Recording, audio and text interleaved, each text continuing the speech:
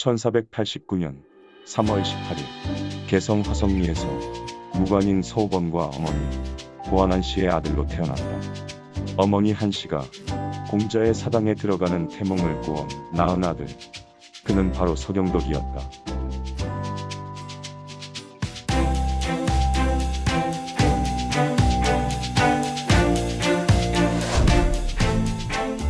출생부터 예사롭지 않았던 그는 어린 시절부터 매우 총명하였으며 늘 어른을 공경하였고 스스로 그를 깨우쳤다. 한날은 어머니가 밭에서 채소를 뜯어오라 하였는데 심부름을 가던 중 만난 종달새를 보고 새가 날아오르는 이유가 궁금하여 하루 종일 따라다니며 살펴보다 시킨 것을 잊고 울 정도로 주변 사물에 대한 호기심이 매우 많았고 사물을 깊이 탐구하고 연구하는 것이 버릇이 되어 있었다.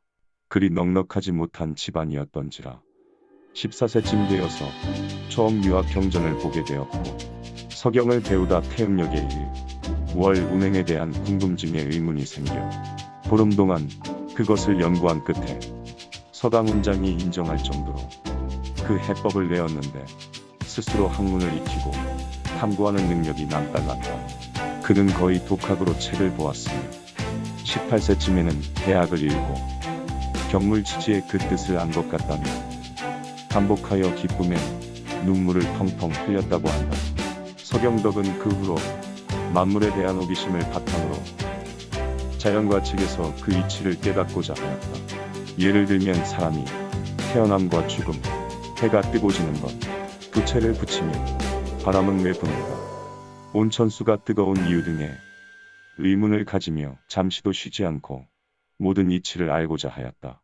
그는 독학으로 사서일경을 떼었고 벼슬에는 뜻을 두지 않았는데 31세 때 조광조의 주도로 만들어진 현량과에 수많은 관리들의 추천을 받아 수석으로 청거되었으나 사양하고 개성 오관산 화담의 서재를 세우고 연구와 교육에 더욱 힘쓰게 되었는데 이때 그 지명을 따 꽃피는 연못 화담이란 호로 불리우게 되며 그의 명성이 널리 퍼지게 된다.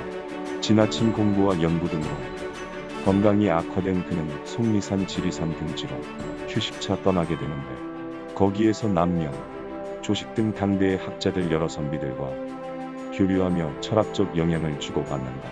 그러던 중 어머니의 간곡한 부탁을 이기지 못하고 과거를 보아 생원시에 장원으로 급제하였다.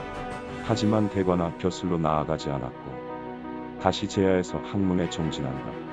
서경덕은 조선의 수많은 학자들 중에 스승이 없는 특이한 인물이었는데 그가 말하길 진정한 스승은 자연과 책이며 스스로 깨우치는 것의 즐거움은 그 무엇과도 비할 바가 아니라 하였다. 비록 스승이 없었으나 그에게는 수많은 제자들이 몰려들었고 그는 출신고하를 막론하고 모두 받아주었다. 심지어 당시 송도의 사람들은 다툼이 있을 때 송도관청이 아닌 서경덕에게 와서 그 해답을 얻고자 하였다고 한다. 이런 그의 명성은 당대 최고의 기생 황진이의 귀에도 닿게 되었다. 황진이는 꽃다운 용모와 뛰어난 기에 문학적 재능까지 가지고 있었고 그녀의 기계는 대장부 못지 않았다고 한다. 황진이는 마음만 먹으면 누구든 유혹할 수 있다고 여겼는데 당시 생불이라 불리던 지족선사를 유혹하여 파괴시키고 당시 왕실종 친에다 지조가 있다던 벽계수마저 안달나게 만들었던 여인이었다. 황진이는 서경덕의 깊이와 지조를 시험해볼 요량으로 대학까지 들고 그를 찾아갔는데 화담은 그녀를 정중히 받아준다. 황진이는 틈마다 교태를 부리며 갖은 유혹을 하였는데 서경덕은 눈 하나 깜박이지 않고 공부에만 전념하였다. 황진이는 그의 인품에 감복하여 그의 제자이자 문인이 되었고 시조를 주고받으며 사제간의 관계를 이어간다. 황진이는 어느 날 서경덕에게 묻기를 송도의 가장 빼어난 것 세 가지가 무엇인지 아십니까? 첫째가 박연폭포요. 둘째가 선생님 그리고 셋째는 저입니다. 라고 하며 서경덕에 대한 존경에 표시했다고 하며 화담은 이에 미소 지으며 끄덕였다 한다. 이에 송도 삼절이란 말이 아직 전해져 내려오게 된다. 그는 평생에 공부를 바탕으로 말려내 화담집이란 그의 철학을 집대성한 책을 남겼고 원리기, 이기설, 폐어설, 귀신생사론 등 수많은 학문과 사상들을 수록하였다. 온천변에는 온천이 뜨거운 이유를 음양론으로 해석하였고 폐어설에서 하늘과 땅 그리고 인간이 어떻게 생겨나고 소멸하는지를 말하였고 이기설에서 만물의 생성과 극복에 대해 풀이하였으며 정통의 성리학과 대치되는 철학을 주장하였고 이보다는 기를 중시했으며 주기 철학의 입장에 서서 우주 만물의 근원은 기에서 온다고 하였다.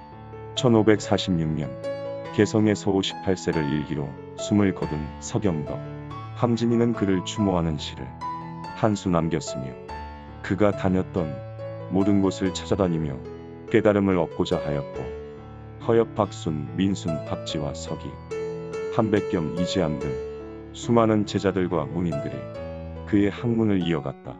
기존의 유학자들과는 다른 길을 걸었으며 자연에서 모든 가르침을 받은 그 개인의 물욕과 부귀영화보다 학문 연구와 교육으로 사회에 기여하기를 원했다. 만물의 이치를 이해하고자 했던 독특한 은둔의 철학자, 끊임없이 사색하는 선비, 때로는 경치와 풍류를 즐길 줄 알았던 화담 서경덕이었다.